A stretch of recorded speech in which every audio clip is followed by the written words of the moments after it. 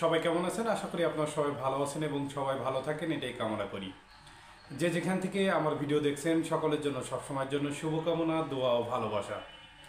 আজকে কথা বলবো, বিশেষ করে আজকে আপনারা থাম্বনেইলে অলরেডি দেখেছেন, কর্মীবান্ধব প্রতিষ্ঠান চিনার উপায় কী এবং কর্মীবান্ধব প্রতিষ্ঠানের সুযোগ ও সুবিধা সম্বন্ধে আজকে আমরা আলোচনা করব।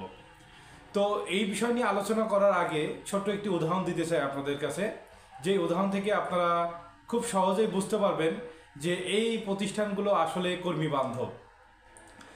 তো বেশ 2 দিন আগে আমার ইউটিউব চ্যানেলের এক ভাই কমেন্টস করেছেন।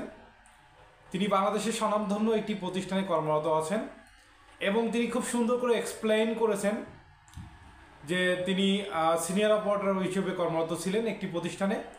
উনি 10 বছর ধরে ওই প্রতিষ্ঠানে কর্মরত ছিলেন এবং ওই প্রতিষ্ঠান থেকে উনি সম্প্রতি রেজিগনেশন লেটার জমা দিয়েছেন এবং রেজিগনেশন লেটার জমা দেওয়ার পরে কোম্পানি থেকে ওনাকে 7,62,000 টাকা ওনাকে প্রদান করেছেন।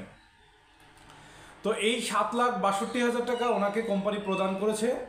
তো কোম্পানির এই যে 7,62,000 টাকা প্রদান করেছে, তো এইখানে এই অ্যামাউন্টটা ঠিক আছে কিনা এবং আমাকে ক্যালকুলেশনটা জানানোর জন্য উনি আমাকে বলেছেন যে স্যার এই ক্যালকুলেশনটা আপনি একটু বলেন যে ঠিক আছে কিনা। তার পরিপ্রেক্ষিতে কিন্তু আমি ওনাকে জানতে চাইলাম যে আপনাদের প্রতিষ্ঠান কি কি সুবিধা প্রদান করে থাকে।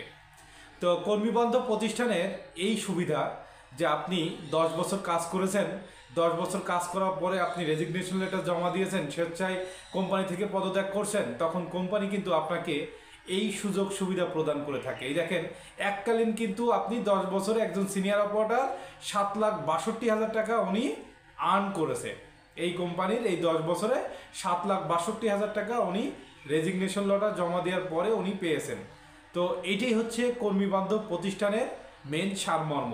যদি আপনি এই প্রতিষ্ঠানে কাজ করেন তাহলে কিন্তু আপনি 10 বছর পরে যে নির্ধারিত একটা অ্যামাউন্ট টাকা পাবেন, এই টাকাটা আপনার জন্য এই 10 বছর পরে যে কতটা গুরুত্বপূর্ণ সেটা হয়তো বা আপনারা এখন বুঝবেন না, কিন্তু লাস্ট সময় যখন রেজিগনেশন লেটার জমা দিবেন তখন যদি কোনো কিছুই না পান তখন কিন্তু আপনার লাইফের জন্য খুবই বড় একটি বা খুব খারাপ একটি দিক হিসেবে বিবেচনা করা হয়।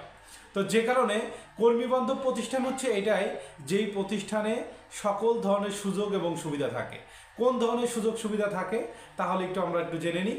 যেই প্রতিষ্ঠানে কম সরকারি প্রদত্ত যে সুযোগ সুবিধা আছে তা বাদেও অন্য অন্য সুযোগ সুবিধা প্রদান করে থাকে। তো আমি তো ওনাকে প্রশ্ন করেছিলাম যে আপনার প্রতিষ্ঠানে কি কি সুযোগ সুবিধা প্রদান করে থাকে কোম্পানি। তখন উনি আমাকে বলেছিলেন যে ওনারা সার্ভিস বেনিফিট প্রদান করে থাকে, প্রভিডেন্ট ফান্ড দিয়ে থাকে, যেহেতু প্রভিডেন্ট ফান্ড ম্যান্ডেটরি না, as per labour law provident fund mandatory না, তারপরে ওনাদের প্রতিষ্ঠান প্রভিডেন্ট ফান্ড ছিল ওনার এবং উনি প্রভিডেন্ট ফান্ডের টাকা পেয়েছেন। ওনার প্রতিষ্ঠানে গ্র্যাচুইটি ছিল এবং সেই গ্র্যাচুইটি পেয়েছে এবং আর্লি ইনক্যাশমেন্টের টাকা পেয়েছে, পাশাপাশি উনি সার্ভিস বেনিফিটের টাকা পেয়েছে। সমস্ত কিছু মিলে উনি 7,62,000 টাকা পেয়েছে। তো এটা কিন্তু অনেক অনেক বড় একটি বিবেচ্য বিষয়। যারা আমরা বিভিন্ন অর্গানাইজেশনে কর্মরত আছি আমাদের কিন্তু এই দিকটা বিবেচনা করতে হবে যে কর্মীবান্ধব প্রতিষ্ঠান কোনটা। তো আমি যে প্রতিষ্ঠানের নামটা বলছি, যেখানে গ্র্যাচুইটি আছে, সার্ভিস বেনিফিট আছে এবং প্রভিডেন্ট ফান্ড আছে, আর্লি ইনক্যাশমেন্ট আছে এবং এছাড়া আরও অনেক ধরনের সুযোগ সুবিধা আছে, এই সমস্ত প্রতিষ্ঠানকে কর্মীবান্ধব প্রতিষ্ঠান বলা হয়। আপনারা হয়তো বা বুঝতে পেরেছেন। এরপরও যদি কারোর বুঝতে অসুবিধা হয় আমার ইউটিউব চ্যানেলে কমেন্টস করবেন, সাথে সাথে আমি রিপ্লাই দেওয়ার চেষ্টা করব। সবাই ভালো থাকবেন, সুস্থ থাকবেন, আল্লাহ হাফেজ।